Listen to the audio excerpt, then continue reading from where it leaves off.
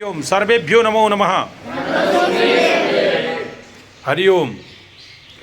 आज हम पढ़ेंगे ब्रह्मसूत्र के विषय में। ब्रह्मसूत्र के रचयिता है रचयिता हमारे बादरायण यानी कि वेद व्यास, कृष्णद्वैपायन वेद व्यास जी हैं। और ब्रह्मसूत्र में 4 अध्याय हैं। प्रथम अध्याय में समन्वय का विशेष वर्णन है। द्वितीय अध्याय में अविरोध का वर्णन है। तृतीय अध्याय में साधना का वर्णन है और चतुर्थ अध्याय में फल का वर्णन है विशेष। और प्रथम अध्याय का जो विशेष हमने जो जाना है, अथातो ब्रह्म जिज्ञासा, ये प्रथम अध्याय का सूत्र है, प्रथम सूत्र। द्वितीय सूत्र में जन्माद्यस्य यतः, जन्माद्यस्य यतः जो भागवत में भी प्रथम पंक्ति है। और तृतीय अध्याय में शास्त्र योनित्वात्, और चतुर्थ अध्याय में तत्व समन्वय, अर्थात 4 सूत्र में प्रथम अध्याय का 4 सूत्र जो है, इसमें अथातो ब्रह्म जिज्ञासा, जन्माद्यस्यतः, शास्त्र योनित्वात् और तत्व समन्वय, इस विषय में आज हम चर्चा करेंगे।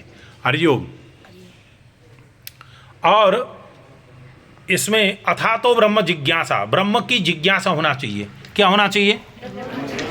ब्रह्म। ब्रह्म क्या है? ब्रह्म वेद है। ब्रह्म क्या है? ब्रह्म ज्ञान है। ब्रह्म क्या है? ज्ञान है। ब्रह्म क्या है? विद्या है। ब्रह्म क्या है? सबसे ऊपरी जो है ये जो ज्ञान है ना, प्रज्ञा बुद्धि को भी ब्रह्म कहा गया है। इसलिए हमें चाहिए कि ज्ञान करना आवश्यक है। अथातो ब्रह्म जिज्ञासा। द्वितीय सूत्र क्या है? जन्माद्यस्य यतः। हाँ, जन्म मरण के चक्कर से छूटने के लिए इस सूत्र के में विशेष वर्णन है। जन्माद्यस्य क्या है? जन्माद्यस्य, हाँ, जन्मांधस्य नहीं, जन्मांधस्य नहीं है। क्या है? जन्माद्यस्य, जन्माद्यस्य भी नहीं है, जन्माद्यस्य। उच्चारण में थोड़ा सा ध्यान देना चाहिए। और साथ में हमें चाहिए कि अथातो ब्रह्म जिज्ञासा, जिज्ञासु होना चाहिए ब्रह्म की चिंतन के लिए। ब्रह्म चिंतन, ब्रह्म ज्ञान तब से प्रारंभ हो जाता है जब मनुष्य जन्म लेने के बाद माँ का जो स्तन में मुंह लगा करके, मतलब स्तन को पान करना, अपनी ओर टान लेना, ऐसा यदि उस बालक के दिमाग में, हाँ, कहाँ से आया? यही ब्रह्म है, यही आत्मा ज्ञान है, ये ब्रह्म ज्ञान है, यहाँ से प्रारंभ हो जाता है मनुष्य। हाँ, तो हमें ब्रह्म के लिए जिज्ञासु होना चाहिए, विद्या के लिए जिज्ञासु होना चाहिए। जिज्ञासु या जानने की इच्छा होनी चाहिए। बहुत सारी व्याख्याएं हैं इसमें। और साथ में द्वितीय सूत्र क्या है? जन्माद्यस्य यतः। हाँ, जन्म से लेकर के मृत्यु पर्यंत का। और जन्म कहाँ से होता है, क्यों होता है, किस विषय में होता है, कैसे होता है, और प्राणी कैसे जन्म लेते हैं, और हम मनुष्य किस प्रकार से जन्म लेते हैं, और जन्म लेने का अर्थ क्या है, इन सब विषयों में इसका चर्चा विशेष किया गया। और भी इसकी व्याख्या है। और तृतीय सूत्र क्या है?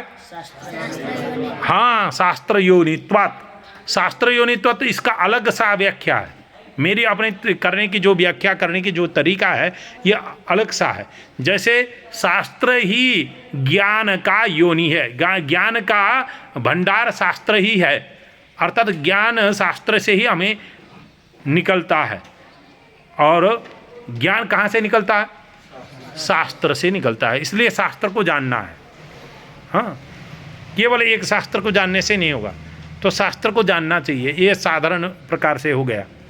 तो चतुर्थ क्या है? तत्व समन्वय। तत्व समन्वय, तत्व समन्वय। समन्वय का मतलब क्या होता है? समान भाव। हाँ, समान भाव। हाँ, समन्वय यानी कि दृष्टि, जैसा दृष्टि हो ऐसा सृष्टि हो जाता है। समन्वय दृष्टि होना चाहिए, यानी कि बराबर दृष्टि होनी चाहिए। ये साधारण अर्थ में हमने आज पढ़ा है। इसी प्रकार से हम लोग पढ़ते जाएंगे। हरिओम।